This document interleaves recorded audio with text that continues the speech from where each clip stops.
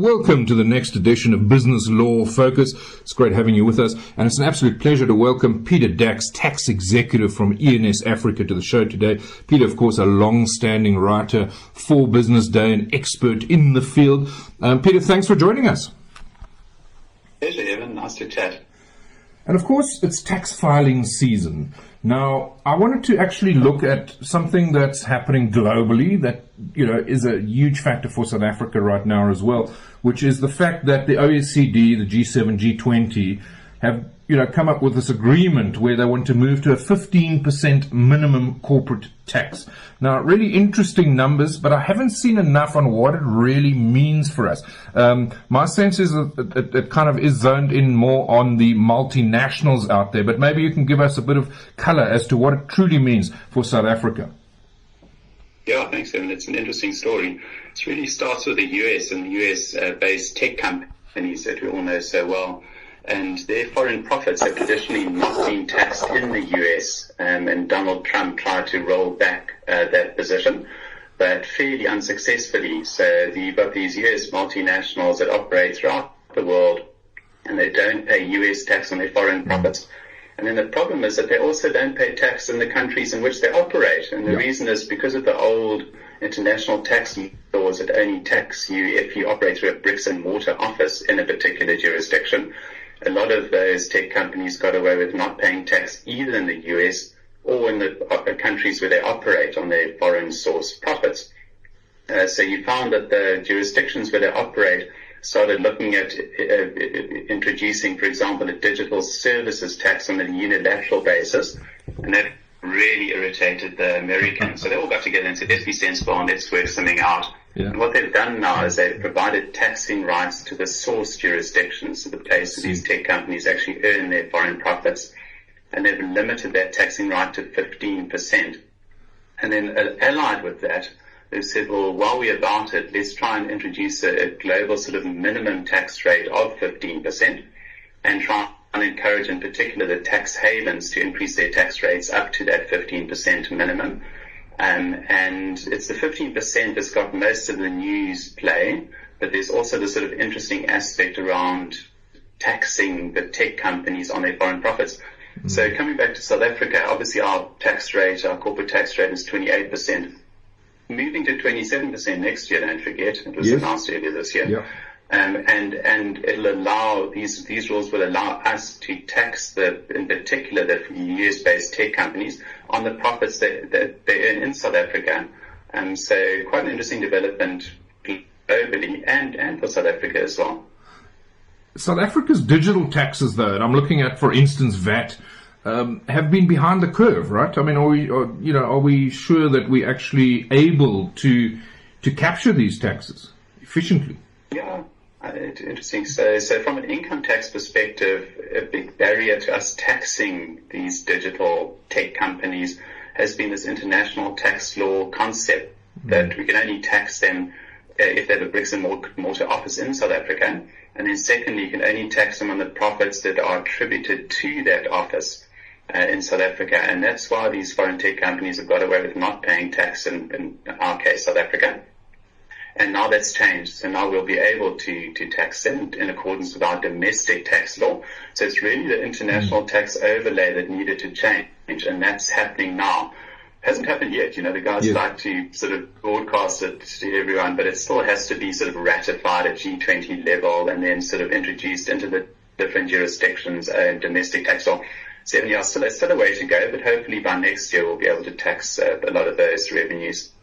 Yeah, I see Janet Yellen, the U.S. Treasury Secretary, has called it an historic day for economic diplomacy. But the reality is, what does it mean for emerging markets? I'm seeing some research saying that ultimately it's not going to benefit emerging markets. Do you agree with that?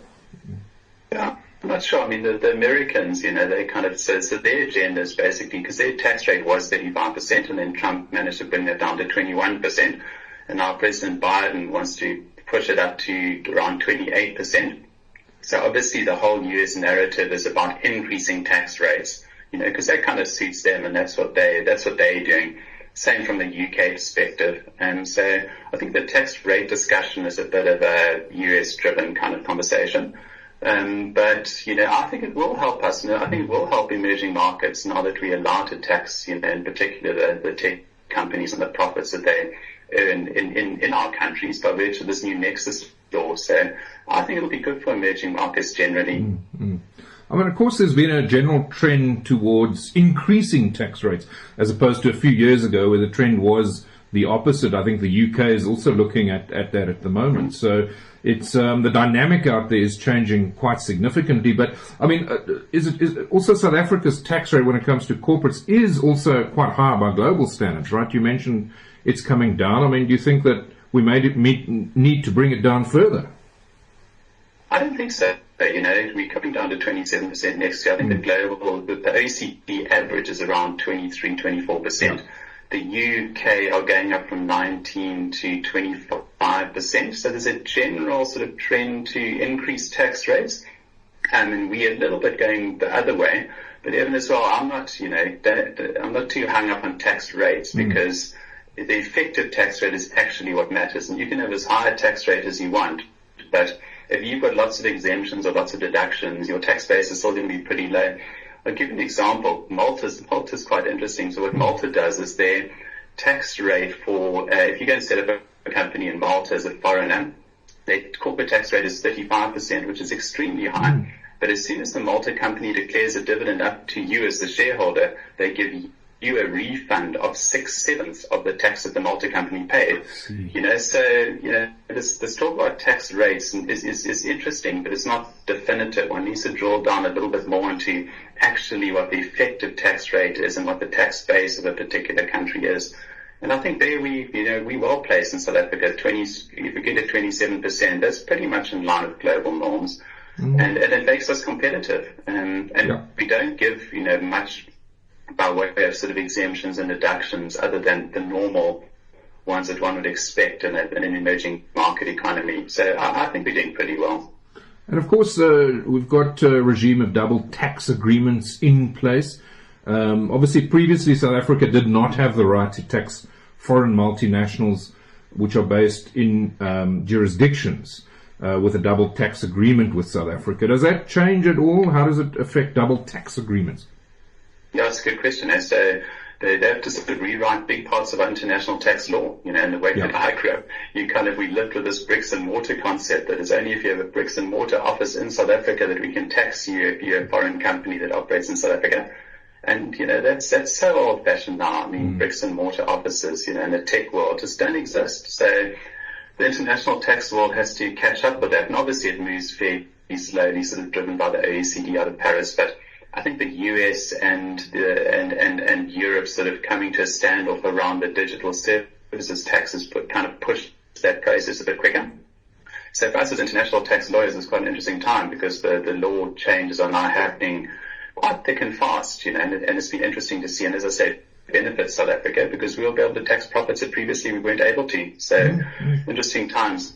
And as you say, the law is changing quite quickly. One of the changes, of course, also driven by the OECD initiative, is a standardized model for the automatic exchange of information, common reporting standards. I mean, that's also a significant development. Are you already seeing changes in that regard, positive changes? Very much so. And so that came in 2017, I think it was, and it's an OECD initiative, and it was driven at standardizing automatic exchange of information between participating jurisdictions, and we signed up to it. And there's been quite a lot of information exchange between South Africa and various jurisdictions. And those are tax jurisdictions. There's basically tax authorities in foreign jurisdictions will send information about our South African tax residents to SARS and vice versa. And then with the US, of course, always have something a bit different. So theirs is called FATCA, but similar to CRS. And we're seeing a lot of CRS information that is filtering through to SARS and leading to, investigations by SARS of taxpayers. So back in the day, somebody could set up an offshore trust in an exotic location with a few palm trees and not tell SARS about it at all. Yeah. And then the CRS, that doesn't exist because that jurisdiction with the palm trees is likely going to be part of CRS, and they're going to have to submit and exchange information with SARS So suddenly that trust that you set up is known to SARS, and they can come and ask you questions. And we're seeing that starting to happen already. Yeah, SARS is receiving information from as many as 87 jurisdictions in terms of this automatic exchange of information, which is significant. I mean, just in line with that, what if you're in an 88th jurisdiction that they're not receiving information on, and a jurisdiction, are there still jurisdictions falling outside of this net? There are.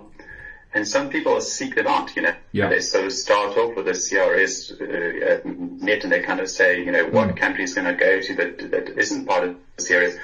The problem with that approach is that CRS is expanding, so this 87 will soon become more and more and more and more. So you're kind of chasing your tail a little bit. And also the other processes for SARS to get information through double tax agreements and automatic exchange of information. The individual tax return is tailored now to kind of create more disclosure, and the Tax Administration Act. And I think people must just accept that, in a world of full disclosure, assume that SARS knows everything about your tax affairs and including your foreign tax affairs and your foreign trusts, etc. And then just make sure that you tax compliant. So I think the days of trying to sort of keep information away from the tax authorities, I think those days are pretty much over. And of course, we're in tax filing season, and in light with this exchange of information, there's certain requirements placed on taxpayers in South Africa in filling in that form, right?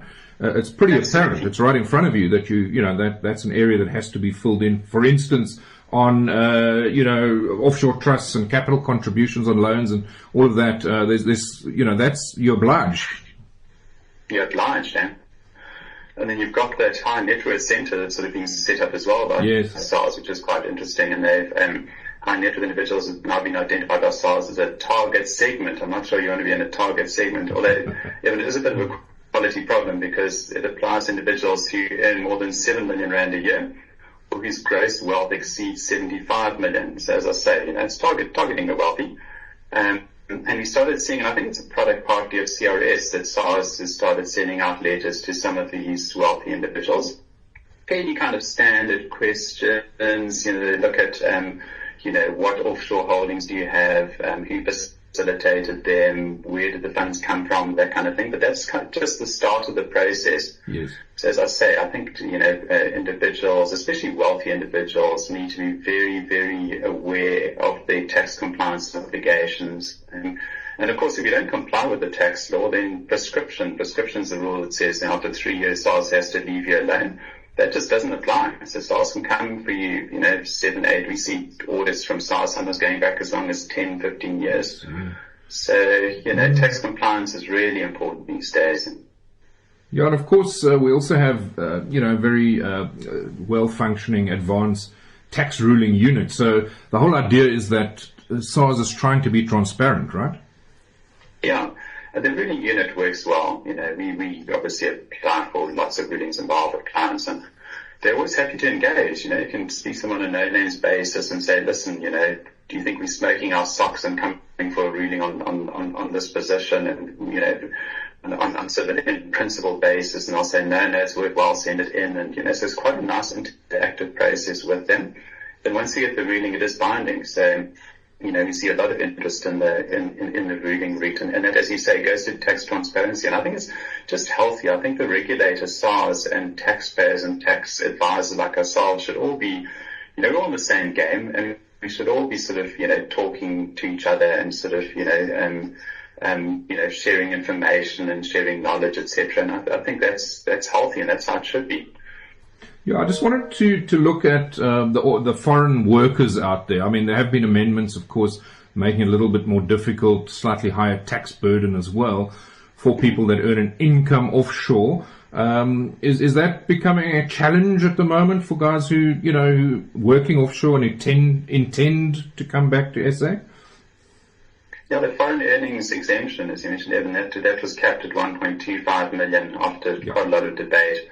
Initially, it was uncapped, so if you worked outside of South Africa for more than 183 days and 60 continuous, you paid no South African tax. And then there was talk about it just going away completely, and we ended up with this compromise of 1.25 million, which I think the first thing to point out is that only applies to South African residents who are working overseas, doesn't apply to people who've immigrated and are not resident. Yes. I've never had so many phone calls from old gotten friends living in London phoning me up in a panic about this and say, guys, you're not resident, doesn't apply to you. So it applies to residents, but I don't really like it. Yes. I don't think it's going to it's not going to move the needle in terms of tax collections. And it just disincentivizes people from working overseas for long periods of time and being away from their families. So I never really liked this cap. I mean, it is 1.25 million is quite substantial, but I'd have preferred it just to be, uncapped. And the flip side of that, of course, is, with the recent unrest, and I have heard that immigration officers are fielding, double the calls than usual type of thing. What does that mean? What are the tax risks that, these people that are looking at immigrating, they need to be aware of right now? Yeah, it's a kind of sad part of your practice. You get a lot of people coming in and saying, I'm planning to leave the country, and, what are the tax consequences? What's happened though is that there used to be two separate processes that were run. The one was financial immigration through Reserve Bank, and the other was tax immigration through SARS. And they've now sort of combined that, so the exchange control financial immigration process has been merged with the tax resident process. And you now just look at tax residents, and you don't have to look at whether you've separately an exchange control resident or a tax resident. It's purely a question of tax residents now. So that's streamlined that process which is good. That came in very recently, a few months ago. And we see a lot of people sort of interested in saying, well, when do I lose my tax resident status?